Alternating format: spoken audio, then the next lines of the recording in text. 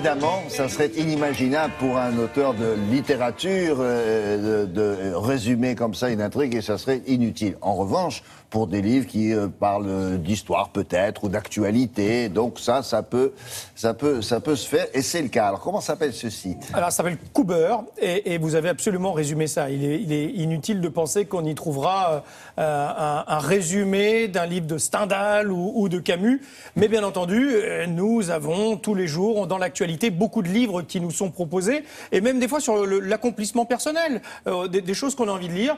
On n'a pas toujours le temps, en tout cas certaines personnes n'ont pas toujours le temps, même certaines ministres n'ont pas toujours le temps de lire des livres. Et donc l'idée c'est de dire en une demi-heure, en 30 minutes, on vous propose un résumé de ce bouquin. C'est-à-dire l'essentiel. L'essentiel, l'essentiel. Alors ce qui est intéressant, c'est que les contributeurs, ceux qui vont faire les résumés, peuvent venir de tous horizons. Là, cette start-up démarre dans l'incubateur de l'université de Paris-Dauphine.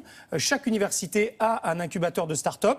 Et donc là, on y trouve des personnes, on va dire, plutôt très seniors, avec de jeunes contributeurs également. Chacun s'essaye à faire des résumés. Il y a un comité de lecture, bien entendu, parce qu'on ne peut pas laisser un résumé qui soit moyen à la lecture de tous.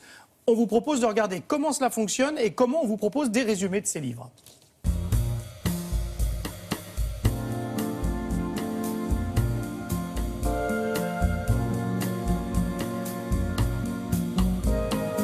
Alors Cooper.com, c'est un site internet qui propose à ses utilisateurs des centaines de résumés de livres à lire en moins de 30 minutes. Alors évidemment, on fait des choix. On oriente le service vers tout ce qui est non-fiction. Donc c'est-à-dire des livres qui sont dans des domaines variés, qui vont de le développement personnel, l'entrepreneuriat, le business. Ça peut être de la santé bien-être, des livres d'actualité, d'histoire, de politique.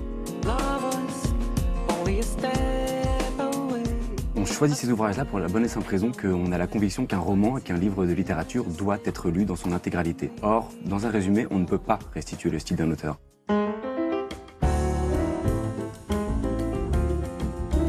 C'est un site qui est communautaire, c'est l'élément important. C'est-à-dire que nos résumés sont produits par une communauté d'auteurs. Donc c'est des personnes, vous et moi, n'importe qui, peut écrire des résumés de livres, les soumettre via la plateforme, via Cooper.com. Et après, les résumés doivent être validés, modérés par un comité de lecture. Comité de lecture composé de membres qui sont à même de pouvoir gérer la qualité et juger de la qualité de nos résumés.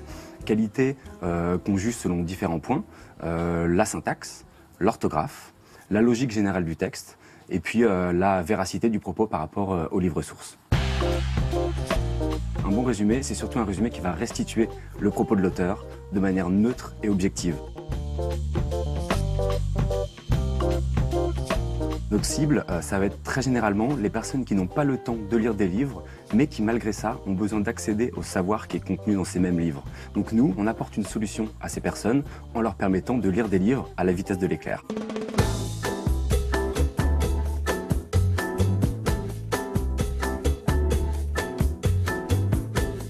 Aujourd'hui, la plateforme comporte plusieurs centaines de résumés de livres. On approche des 300.